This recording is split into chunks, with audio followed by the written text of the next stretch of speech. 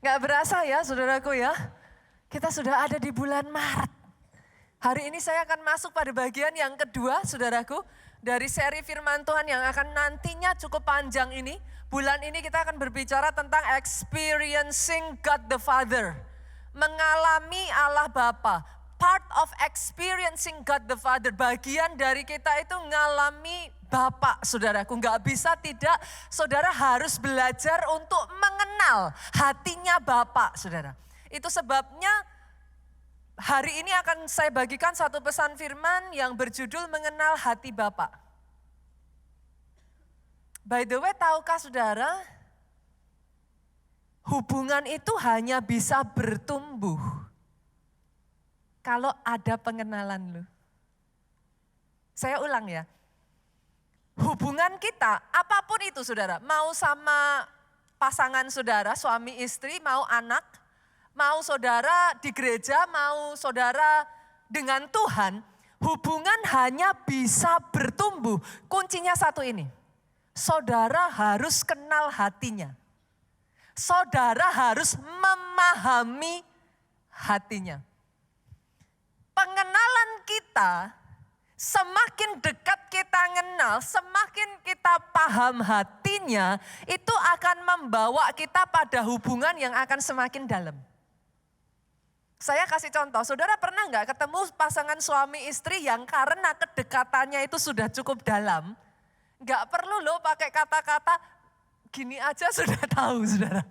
Pernah ya, saya sama Pak Jo satu kali ya saudaraku, satu kali kami tuh pergi makan bareng, kita duduk, kita ngobrol, sampai akhirnya sudah selesai semuanya makan, nota apa semua sudah dibayar saudaraku. Dasar saya, Pak Jo itu suka apa sih? Pak Jo itu suka kalau minum, itu suka teh tawar saudara. Teh tawar kenapa Pak Jo suka? Karena bisa di-refill saudaraku. Karena Pak Jo itu minumnya banyak.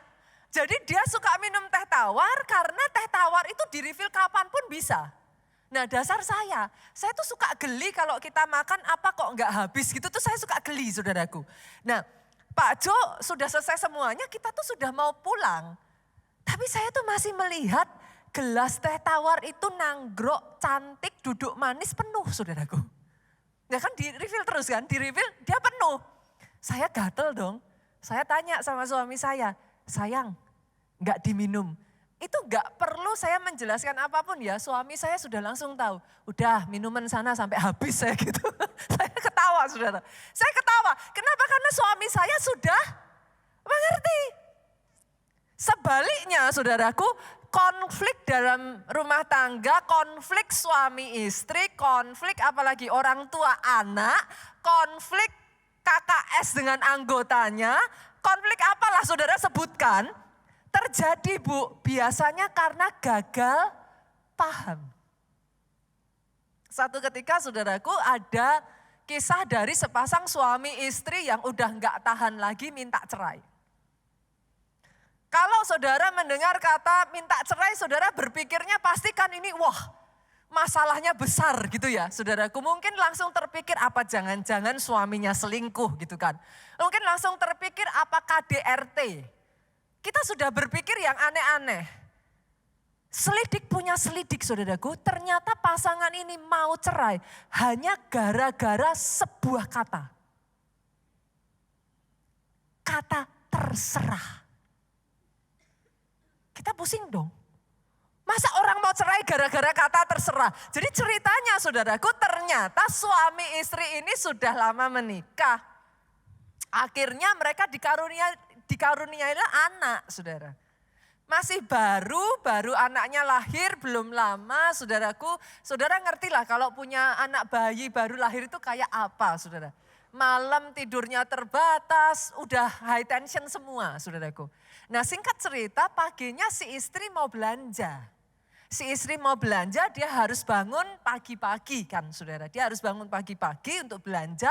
Nah si suami ini saking sayang sama si istri, dia sengaja, dia yang capek karena begadang bersama nemenin istri. Dia sengaja dia bangun, dia ngomong sama istrinya, "Mah, apa mau dianterin papa belanja?" Nah dasar wanita saudaraku. Yang namanya wanita bukan wanita kalau tidak penuh teka-teki.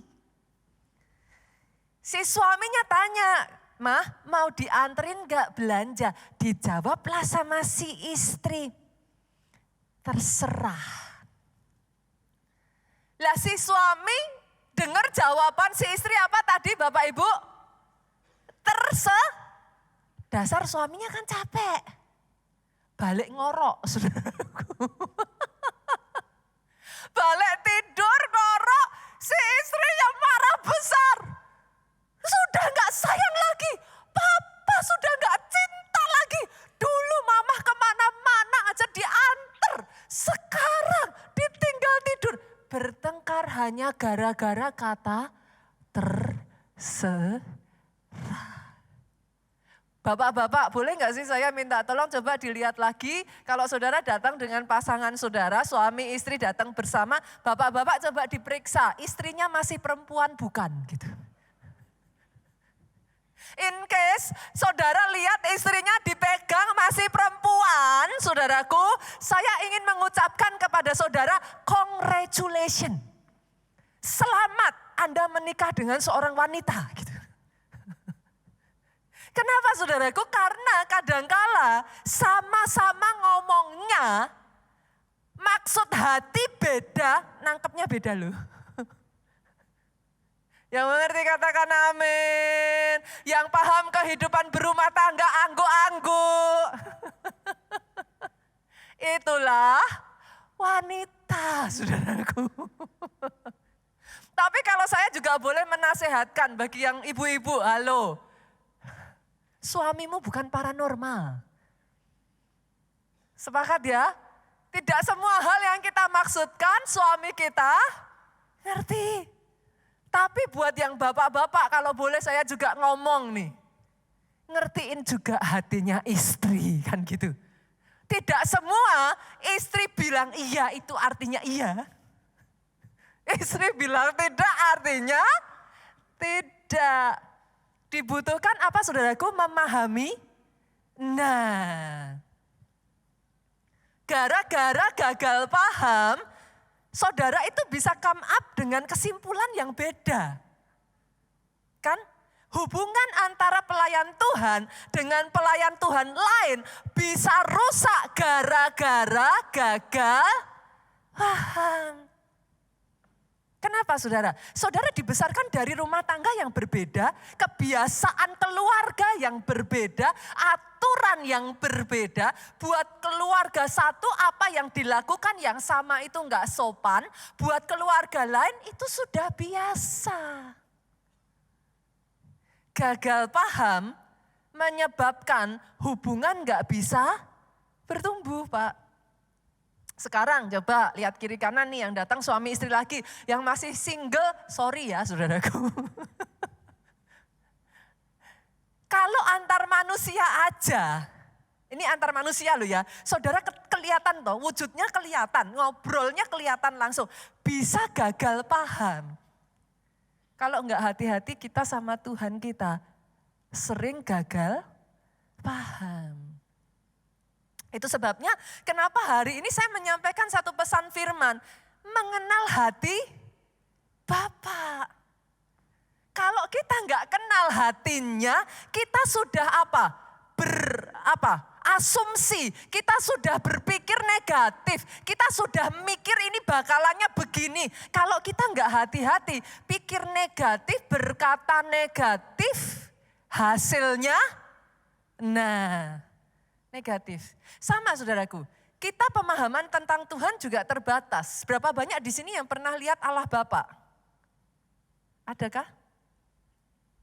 Mungkin ada loh saudara, beberapa mungkin yang saudara dapat penglihatan, that's okay. Tapi most dari kita nggak pernah lihat Bapak ya. Kita nggak pernah lihat Tuhan kan gitu kan. Oke, nah karena kita nggak pernah lihat Tuhan, maka gambaran terdekat kita memahami Tuhan dari siapa? Nah, Bapak-bapak boleh lambaikan tangan saudara, halo. Peranan saudara besar atas anak saudara. Karena anak saudara paham bapaknya yang di surga itu dari saudara. pertama kali hubungannya dengan saudara sebagai bapak jasmani itu akan establish, akan memberikan gambaran, akan menjadi miniatur untuk dia memahami hubungannya dengan bapaknya yang di surga. Kalau kebetulan dia punya bapak yang, ya gimana sih saudaraku, namanya kita manusia juga enggak sempurna ya ibu-ibu ya. Kadangkala pernah enggak ketemu, enggak usah angkat tangan ya saudaraku. Pernah enggak saudara, mungkin ada di antara saudara punya orang tua yang sukanya pilih kasih. Enggak usah angkat tangan loh ya saudara.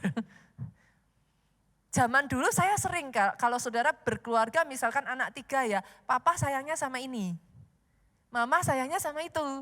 Aku enggak ada yang sayang kan gitu saudara. Kan kadang-kala yang terjadi begitu ya di dalam keluarga ya. Kalau anaknya masih 2 atau anaknya 1 gitu enak saudara. Papa mama sayang semuanya kan gitu kan. Kalau anaknya 1 ya sudah semuanya sayangnya itu punya 1 anak. Tapi kalau anak 2 masih bisa yang oke, 1 sayang ini, yang 1 sayang itu gitu kan. Kalau anak 3, 4, 5, 6 nah itu saudaraku. Itu lebih seru. Akan kelihatan oke papa sayang ini, mama sayang yang itu. Nah masalahnya dari hal itu saudaraku. Pada saat nanti kita bertumbuh, kita mulai mengenal Bapak, kita kan ngalami ya, si A dapat mujizat, si B ditolong Tuhan, si C juga ngalami, kok saya enggak? Dengan keadaan keluarga yang seperti itu, apa yang ada di benaknya? Tuhanku pun tidak adil. Saudara bisa mengerti? Saya enggak tahu dengan saudara ya, kalau ada di antara saudara yang punya papa, enggak terlalu bisa diajak ngobrol. Enggak usah angkat tangan sekali lagi saudaraku. Ada sebagian orang tua itu kalau mau dimintain pendapat atau kita mau curhat, yang keluar dikuliahin. Saudara. Orang tua kan suka gitu ya, kadang-kala kita maksudnya itu, aduh Pak mau cerita, mau berkeluh kesah, mau dimengerti saudara. Yang terjadi malah kamu sih, kamunya harusnya gak boleh kayak gitu. Kamunya yang gak bijaksana. Akhirnya yang terjadi apa? Saudara kalau mau cerita sama papa apa? Males toh, reluctant kan. Nah, karena gambaran yang dipunyai tentang hati Bapak itu begitu. Tanpa kau sadari bukan berarti selalu begitu enggak.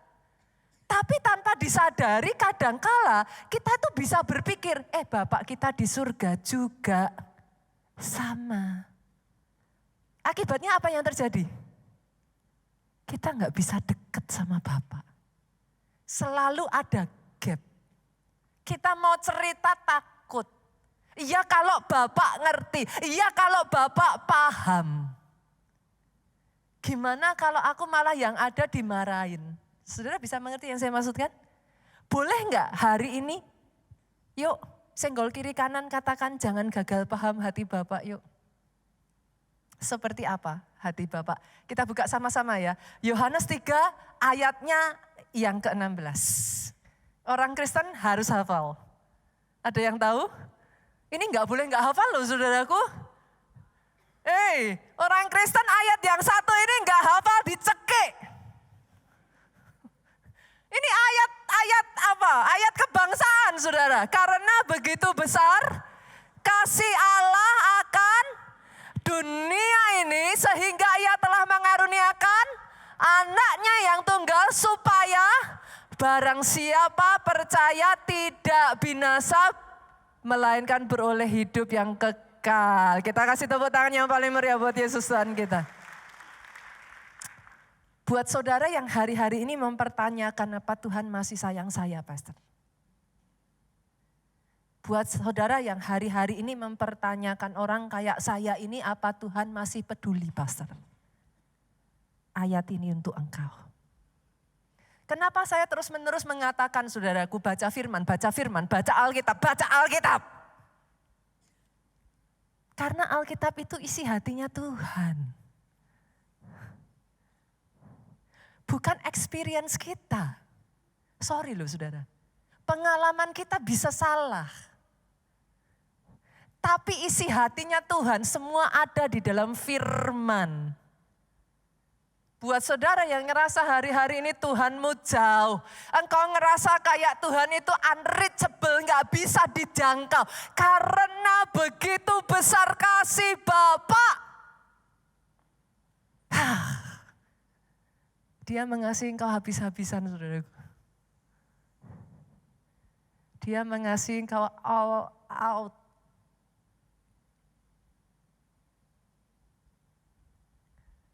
Pastor, kita jadi orang Kristen tuh nggak enak ya, nggak boleh bikin dosa. Kita jadi orang Kristen tuh nggak enak ya dihakimi. Kalau kita bikin gini salah, bikin itu salah.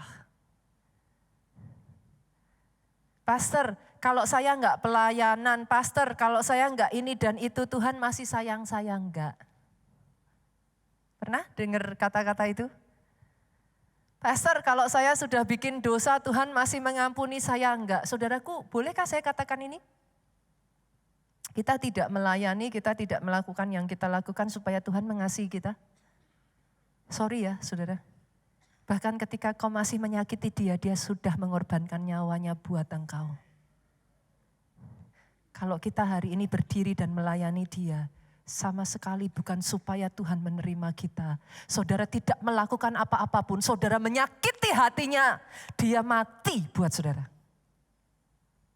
Kalau hari ini kita berdiri di tempat ini, kita melayani, kita melakukan itu karena kita tahu dia sudah terlebih dulu mengasihi kita. Yang paling kita bisa lakukan, sedikit yang bisa kita kerjakan, kita balas kebaikan Tuhan. Boleh aminnya yang paling keras dari tempat ini. Kalau mau tepuk tangan, keluarga Allah, come on. Yuk tepuk tangannya sekali lagi, boleh yang paling dahsyat buat Yesus Tuhan kita. He first love us. Boleh enggak Bapak Ibu, saya ajak saudara yuk dalam satu journey perjalanan untuk kita mengenal hati Bapak yuk. Jangan-jangan tanpa kita sadari karena kita enggak kenal, kita miss nih rencananya. Karena kita enggak kenal apa yang sebenarnya dia sudah simpan buat saudara jadi enggak nyampe nih. Karena kita enggak kenal gitu, bukan karena Tuhan enggak sayang, tetapi karena kitanya enggak kenal. Ada hal-hal yang sebenarnya sudah disimpan untuk saudara jadi nggak kita dapat gitu. Boleh ya? Kita masuk ya. Saya akan bagikan 3 poin saudara. Kita mengenal hati Bapak. Yang pertama, Bapak kita itu bukan hanya mengasihi tetapi kasihnya kekal. Kasihnya kekal itu maksudnya gimana? Sampai masa tuamu aku Yesus tetap dia. Aku akan menggendong engkau, aku akan menanggung engkau dan akan terus melakukannya. Kasihnya kekal, saudara. Pastor, ada sebagian yang mungkin sampai di usia tertentu sudah bertambah usia terus berkata orang kayak saya apa masih bisa dipakai Tuhan. Kasihnya kekal. Sampai putih rambut saudara, mungkin saudara bahkan tidak bisa melakukan apa-apa lagi. Ingat ini, satu kali nanti kalau iblis mengintimidasi saudara dan mengatakan orang kayak engkau gak ada gunanya buat Tuhan. Katakan balik kepada dia, kasihnya kekal. Oh, kasihnya kekal. Kasihnya tidak bersyarat, kasihnya tidak pandang rupa. Kasihnya kekal. Bahkan di titik terendah dalam hidupmu pun ya saudaraku, kasihnya kekal. Kita kalau di dalam kehidupan sekali lagi yang kita bisa lihat kan yang terdekat bapak kita kan saudara. Saya ceritakan kisah seorang bapak yang di dalam keterbatasan dan kekurangannya mengasihi anaknya. Namanya adalah Daud saudara. Kisah antara Daud dengan Absalom itu amazing sekali. Suatu ketika saudaraku, Absalom mendapati satu fakta yang sangat menyedihkan karena adiknya Tamar diperkosa oleh saudaranya sendiri yaitu Amnon. Absalom berharap bapaknya dalam hal ini Daud akan do something about it. Tapi yang dia lihat Amnon gak dihukum. Nothing be done, saudaraku. Absalom sangat marah, he take it to his own hand. Ini kalau kita nggak hati-hati ya, kita nggak ngerti hatinya Tuhan ya saudaraku. Seringkali itu yang terjadi. We take it to our own hand. Berapa banyak dari saudara yang disakiti? Firman Tuhan berkata pembalasan adalah hakku. Tapi karena kalau engkau tidak mengenal hatinya Bapa, you take it on your own hand. Percaya, pada saat engkau disakiti hatinya juga sakit. Percayakan kepada dia. Pembalasan haknya Tuhan. Absalom sakit hati kepada Amnon, akhirnya berujung dia bunuh adiknya. Dia bunuh Amnon. Satu istana geger, saudaraku. Absalom lari, dia harus mengasingkan diri. Tetapi luar biasanya saudaraku, Daud itu sangat mengasihi anaknya ini. Absalom enggak dibunuh, enggak dikejar, dibiarkan saudaraku. Saya tidak mengatakan bahwa Daud ini orang tua yang atau gambaran bapak yang sempurna ya saudara. Saya tidak mengatakan bahwa Daud ini bapak yang quote-quote ya saudaraku, figur ayah yang baik, no. Tapi dengan keterbatasan yang ada, dengan kekurangannya Daud menarik Absalom untuk kembali ke istananya, saudaraku, dipulihkan, tidak dibunuh, di-restore kembali di posisinya. Alih-alih Absalom berterima kasih kepada Daud, saudaraku, yang terjadi dia merencanakan kudeta, saudara. Punya anak kayak gini enaknya diapain ya, saudara? Dicekik tadi ya, saudara. Bukan hanya dia merencanakan kudeta, Absalom sungguh-sungguh mengkudeta Daud, saudara, sampai Daud harus melarikan diri dari istananya. Bukan hanya itu, apa yang dilakukan Amnon kepada adiknya di tempat yang tersembunyi, Absalom perkosa seluruh gundiknya Daud di depan rakyat. Saudara, saudara bisa melihat betapa ngeri ya, saudaraku. Kenapa itu bisa terjadi?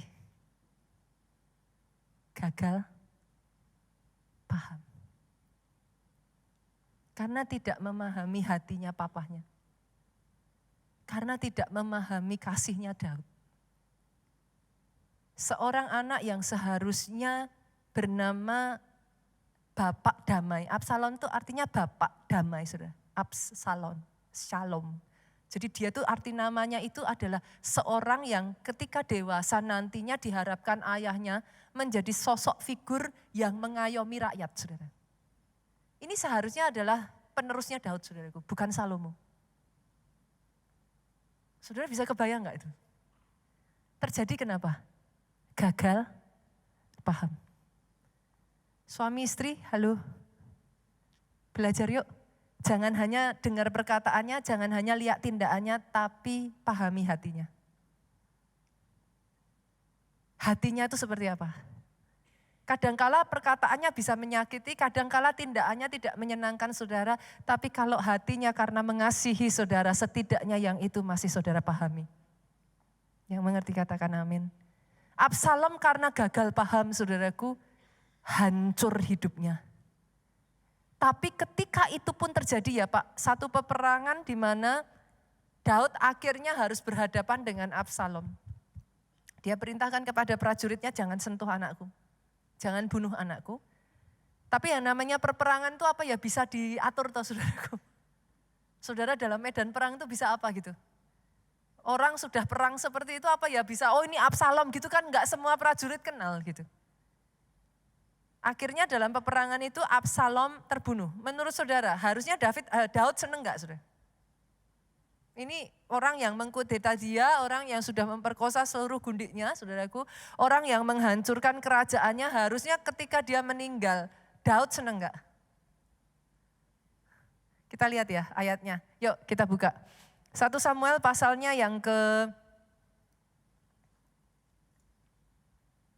2 Samuel pasalnya yang ke-18 ayatnya yang ke-33. Maka terkejutlah raja. Dengan sedih ia naik ke anjung pintu gerbang lalu menangis. Beginilah perkataannya sambil berjalan, anakku Absalom. Anakku, anakku Absalom. Ah, kalau aku mati menggantikan engkau Absalom, anakku, anakku. Hati bapak itu kayak gini dulu saudara. Satu ayat lagi yuk, Yeremia 31 ayatnya yang ke-20. Anak kesayangankah gerangan Efraim bagiku atau anak kesukaan? Sebab setiap kali aku menghardik dia, tak putus-putusnya aku terkenang kepadanya. Ini Tuhan tuh kayak gini dulu saudaraku. Dia boleh mendisiplin, dia boleh menegur ya. Tapi lihat, tak putus-putusnya aku terkenang. Hatiku terharu terhadap dia, aku akan menyayanginya, demikianlah firman Tuhan. Dia boleh mendisiplin engkau, dia boleh memproses engkau. Tapi percaya ini saudaraku, dia sangat mengasihi engkau. In case ada di antara saudara yang merasa Tuhan, apa Tuhan tuh nggak lihat apa yang terjadi dalam hidupku. Kenapa Tuhan izinkan? Dengar, dia harus menegur, dia harus mendisiplin. Tapi dia mengasihi engkau. Hari ini saudaraku boleh nggak pahami dulu yuk. Hatinya Tuhan yang pertama itu, kasihnya itu tidak akan ada habis-habisnya. Kasihnya kekal. Dan itu sampai nanti saudara menutup mata saudara. Kasihnya tetap ada buat saudara. Dan tahukah saudara, kasih Tuhan tuh gak pandang rupa tuh. Mau saudara jahat, mau saudara baik, Tuhan kita bukan Santa Claus. Kalau Santa Claus kan katanya kalau anaknya nakal diapain saudara? Masukin karung gitu kan ya, pit hitam gitu ya. Tuhan kita enggak loh. Saya belum pernah dengar tuh saudara ada orang yang mau bernafas ditanyain sama Tuhan, kamu Kristen bukan? Kalau enggak Kristen enggak boleh nafas gitu saudara. Enggak ada tuh. Siapapun saudara, saudara melakukan apapun ya. Hari ini engkau masih bisa bernafas, kenapa? Dia Allah yang baik, kasihnya kekal. Sampai kapanpun apapun yang kau lakukan, dia tetap mengasihi engkau. Yang kedua saudaraku, hati Bapa itu hati yang seperti apa? Dia enggak terlihat, tapi dia peduli.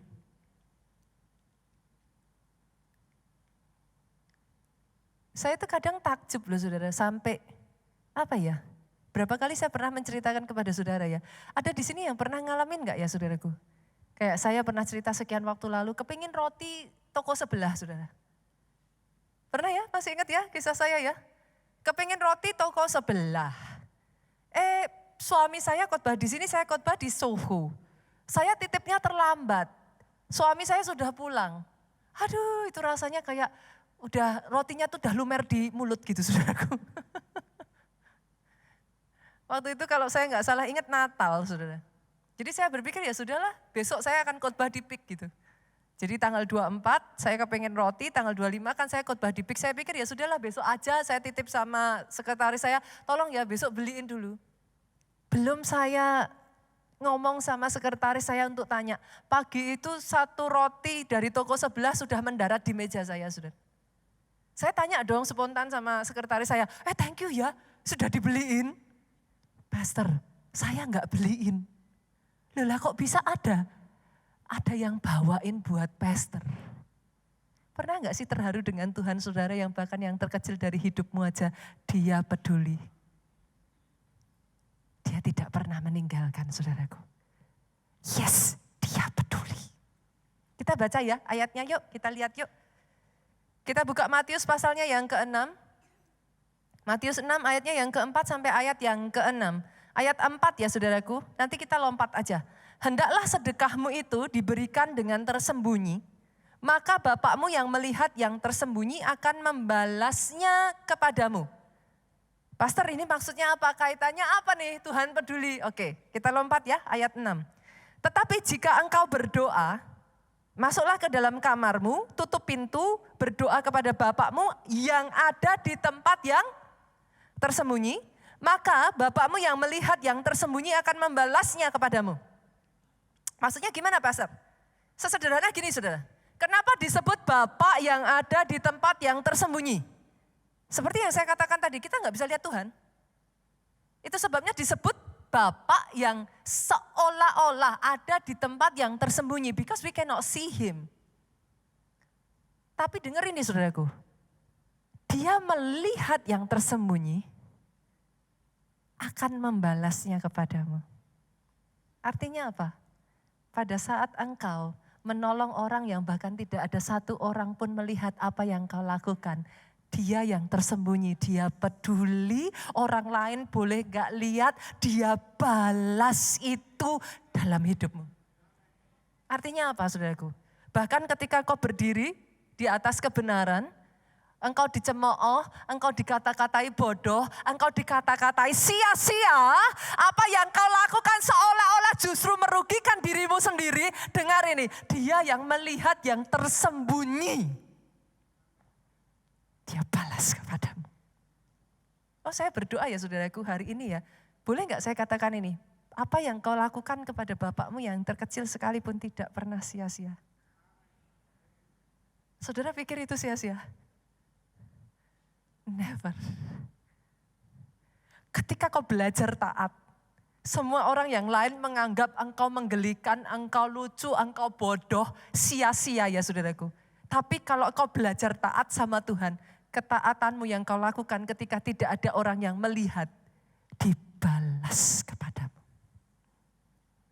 Bahkan tahukah saudara, ketika kau beribadah seperti ini, yang lain mau berisik, yang lain gak dengerin firman, yang lain gak amin, gak apa segala macam. Saudara dari awal datang paling awal engkau sujud, engkau berdoa. Apa yang tidak dilihat?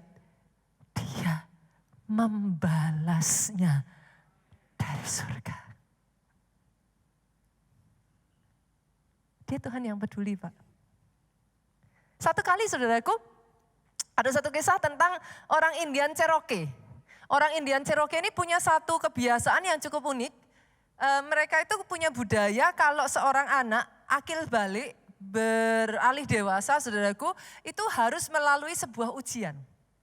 Ujiannya yaitu saudaraku anak ini nggak boleh pergi, anak ini harus ditutup matanya, ditaruh di tengah-tengah hutan. Dia nggak boleh beranjak, dia harus duduk di tempatnya. Sampai semalaman matahari terbit, baru dia boleh buka penutup matanya. Jadi anak ini harus bertahan pada saat dia mendengarkan lolongan anjing hutan, dia harus bertahan ketika dia ditutup matanya kadangkala mungkin terdengar yang suara ya saudaraku. Itu bisa tengah malam dimakan binatang buas kita juga gak pernah tahu. Nah anak itu gak boleh bergerak, dia harus tetap ada di tempatnya, tidak boleh membuka matanya, tapi harus selamat. Dia gak boleh mati gitu saudaraku. Harus selamat. Besok harinya kalau dia berhasil, dia dinyatakan sudah naik kelas saudaraku. Sudah dewasa. Diakui menjadi pria dewasa. Nah satu kali ada seorang anak Cherokee yang ketakutan saudara. Pada saat dia ditinggalkan semuanya pergi saudara, matanya ditutup, dia tengah malam yang dia dengarkan kan suara lolongan anjing. Kayak gitu kan saudara. Itu udah, saudara bisa kebayang gak sih? Kita aja ya saudaraku, kalau matanya ditutup aja ya, kita tuh sudah di sini imajinasi itu kemana-mana saudaraku. Waduh nanti kalau gini gimana, nanti kalau gitu gimana kan gitu. Ini juga sama saudara, jadi anak ini udah ketakutan sekali, dia menunggu sampai pagi, menjelang pagi nggak datang-datang saudara. Dia mendengar jejak kaki yang berbunyi kayak binatang lari ke kiri, lari ke kanan saudaraku. Dia ketakutan. Sampai akhirnya matahari terbit saudara. Dia bisa menyelesaikan ujiannya. Dia membuka matanya. Begitu dia buka tutup kain itu saudara, dia kaget. Karena yang dia tidak sadari, ayahnya berjaga-jaga sepanjang malam di belakangnya memastikan anak ini baik-baik saja. In case ada di antara saudara yang menghadapi hidup ini saudara khawatir, saudara stres. Karena kita gak bisa lihat kan apa yang akan terjadi di depan. Izinkan saya mengatakan ini, Tuhanmu yang tersembunyi tidak pernah membiarkan engkau. Dia menjagai engkau. Dia terus berjaga. Penjaga Israel tidak tertidur, tidak terlelap. Kalau mau tepuk tangan yang paling meriah. Saya bacakan satu ayat ya saudaraku. Mazmur pasalnya yang ke-121. Kita lihat yuk, multimedia boleh dimunculkan. Mazmur 121 ayat yang keempat sampai ayat yang ke-8. Boleh kita baca sama-sama? Oke. Sesungguhnya tidak terlelap dan tidak tertidur penjaga Israel, ayat yang kelima yuk saudaraku. Baca sama-sama 2, 3. Tuhanlah penjagamu, Tuhanlah naunganmu di sebelah tangan kananmu. Artinya apa saudara? Melalui apapun dia tetap ada di sebelah kananmu. Dia tidak pernah meninggalkan engkau. Dia pegangi engkau, dia pastikan engkau aman. Ayat yang ke-6 yuk kita lanjutkan.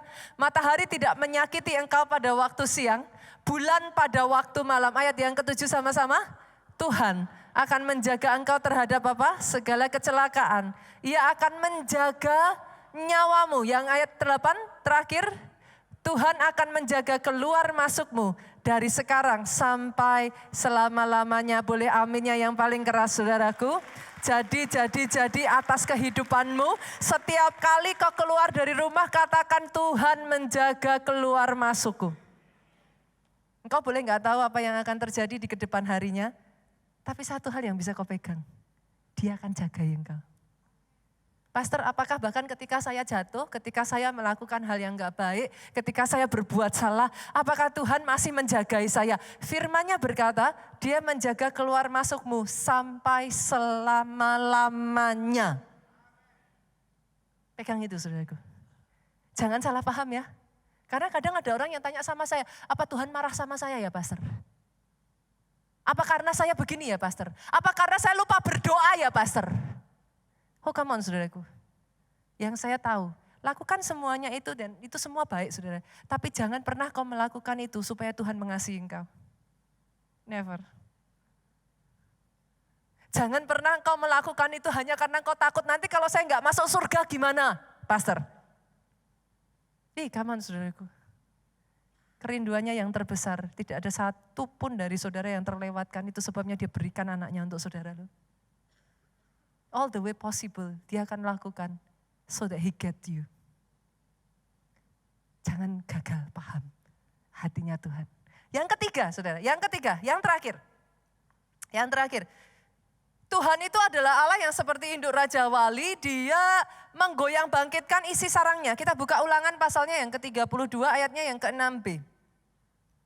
Ulangan 32 ayat yang ke-6b.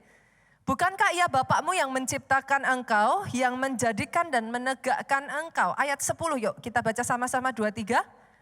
Didapatinya, dia di suatu negeri, di padang gurun, di tengah-tengah ketandusan dan auman padang belantara. Dikelilinginya dia, diawasinya, dijaganya seperti biji matanya. Wow. Tuhanmu tuh seperti itu loh saudaraku. Kau gak pernah sendirian. Saya ajak saudara baca dari bahasa Inggrisnya boleh Bapak Ibu. Karena dari bahasa Inggrisnya jauh lebih terlihat tuh. Ulangan 32 ayat yang ke-10 yuk. Saya bacakan ya saudara. Dalam bahasa Inggrisnya. He found him in a desert land. Ini meaningnya dalam loh saudara. Dia menemukan engkau di padang gurun. Saudara nggak sadar ya, kadangkala Pak, kenapa Tuhan izinkan ada padang gurun? Disitulah pada saat semua orang meninggalkan engkau, dia bisa menemukan engkau. Saya menemukan bahkan dalam kehidupan saya ya, justru di titik terendah saya itu titik di mana Tuhan mencari dan menemukan saya loh. Bukan di tengah pesta kadangkala saudaraku, bukan di tengah semua keadaan baik. Tapi ayat ini ngomong he found you, saya ganti kata him dengan you. In a desert land, in the waste howling wilderness, di tengah padang gurun belantara dengan auman binatang liar, intinya kan seperti itu saudaraku. Kadang pernah gak sih saudara dalam kehidupan kita ngerasakan intimidasi begitu besar tuh. Orang kiri kanan ngomong yang gak baik tentang kita difitnah, kita dipojokkan, disudutkan. Tapi tahukah saudara, he find you there. Dia temukan engkau di situ loh. Pada saat orang mengatakan hal yang tidak baik tentang engkau ibu, di situ dia berjumpa dengan engkau. Tapi hebatnya lagi ya, he led him about. Led about, memimpin, dia itu memimpin engkau. Ditemukan di padang gurun ya saudaraku, untuk dituntun, he instruct. Dia memberikan instruksi kepada saudara dengan tujuan apa saudara? He kept him as the apple of his eye. Saya tanya ya saudara, kalau saudara kira-kira loh orang di sekeliling saudara, di samping saudara lah istri lah, poking-poking pundak saudara kayak gini masih oke enggak? Masih oke ya? Tapi kalau poking-poking mata gimana saudara? Segitunya loh Tuhan sama saudara. Saudara bisa melihat gesture saya. Saudara enggak sadar aja ya, ada tangan mau kenain mata, refleks saudara gimana? Saudara mengerti ya saya maksudkan? Itu Tuhanmu. Apakah saudara pikir dia membiarkan engkau? Pastor, gunanya apa? Saya tahu semua. Gunanya apa khotbahnya pastor ini? Jangan engkau takut dan jangan engkau gentar. Kau harus sadar dan tahu, hatinya Bapakmu tidak akan pernah meninggalkan engkau sendirian. Tidak akan mengizinkan engkau, bahkan di padang gurun sekalipun. Dia temukan engkau, dia pimpin langkahmu. Oh beda saudara, kalau saudara nggak ngerti hatinya Tuhan, di tengah padang gurun engkau curigai dia. Kalau saudara nggak ngerti hatinya Tuhan di padang gurun, di tengah auman binatang liar, engkau bisa mempertanyakan Tuhan di mana? Tapi kalau kau tahu hatinya Tuhan, orang yang tahu hatinya Tuhan ya saudara, jalanmu tuh ya, mantap saudara. Engkau berjalan itu ada damai sejahtera, hidupmu tidak akan gentar saudaraku. Kenapa? Karena bahkan di tengah padang belantara dia tuntun kok langkahmu. Dia pegang kok. Kalau ada yang berani-beraninya nyentuh. Jangan harap saudaraku. You are the apple of his eye.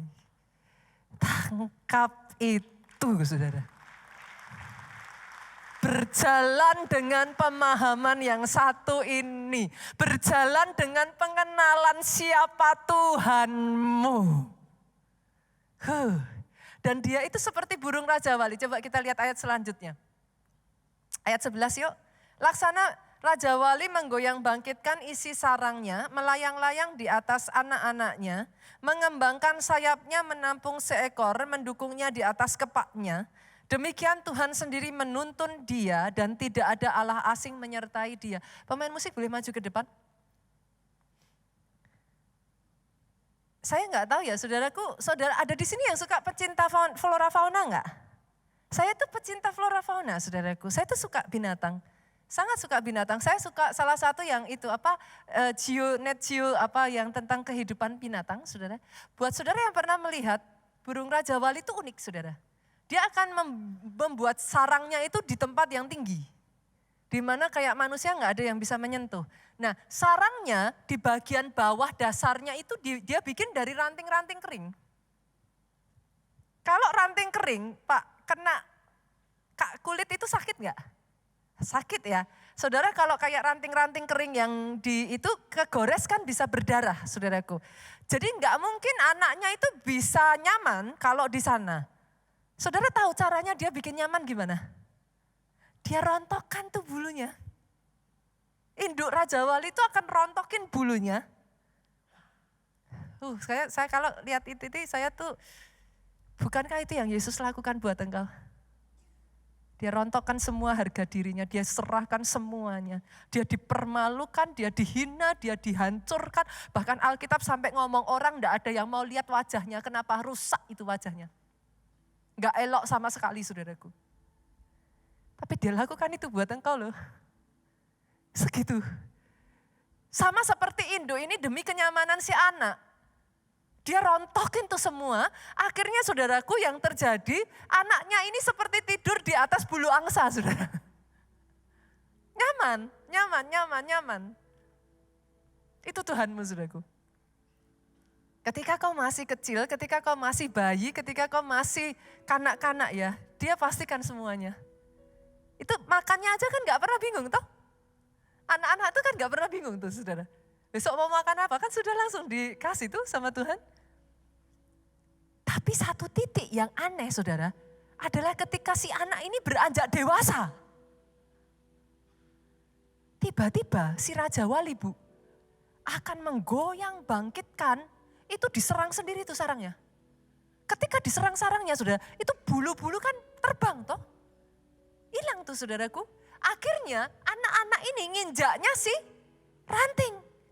Dia nginjak tuh dia au. Ada di sini yang ikut Tuhan sekian lama ngomong sama Tuhan gini, kok Tuhan jahat ya? Dulu Tuhan begitu baik sama aku, sekarang kok apa-apa susah. Halo? Kalau ada yang ngomong seperti itu, senggol kiri kanannya, congratulations, sudah jadi dewasa. Boleh? Boleh? Jadi kalau mulai diproses, diizinkan masalah terjadi, apa? Congratulation. Saudara bukan bayi lagi. Pada saat itu pun setelah digoyang balikkan, anaknya mau terbang enggak? Jangan harap, udah nyaman. Saudara minta sama Tuhan dikabulin, minta sama Tuhan dikabulin, minta sama Tuhan dikabulin. Enggak dikabulin sekali aja ngomel toh. Tuhan. Anaknya ini Raja Wali sama. Kok jahat? Orang tuaku jahat. Akhirnya saudaraku mereka enggak mau keluar dari sarangnya. Saudara tahu mereka di mana? Mereka itu berjejak pada tepi sarang. Karena Raja Wali itu seringnya bersarang di Bukit Batu, saudara. Mereka bisa berjejak di situ. Karena kalau nginjak yang ranting itu kan sakit kakinya. Jadi mereka berdiri di ujung-ujungnya, saudara. Tapi enggak terbang. Sampai itu diserang sama Raja Walinya, saudaraku, didorong. Ada di sini yang ngerasa kayak dipaksa sama Tuhan? Kok enggak enak ya saudaraku, kayak dijorokin, kayak didorong, kayak rasanya kok Tuhan gitu. Tapi dari situ ya saudara, engkau dipaksa mengepakkan sayap, sayap-sayap imannya tumbuh. Nah belajar toh, bergantung sama Tuhan Pak. Belajar tuh enggak enak toh. Waktu ngembangin sayap kayak gini ini capek enggak saudara? Enakan di sarang toh? Makan tinggal makan, apa tinggal dapat kan gitu. Tapi yang saudara harus tahu satu hal ini. Pada saat si anak itu jatuh, induk Raja Wali gak akan lu membiarkan. Jadi kalau toh kau diizinkan dan kau jatuh, ketahui dia tetap akan menjagai engkau. Memastikan sampai engkau bisa terbang dengan kedua sayapmu. Boleh? Mulai hari ini jangan salah paham Bapak Ibu. Pahami hati Bapak ya. Hatinya penuh kasih. Bangkit berdiri jemaat Tuhan.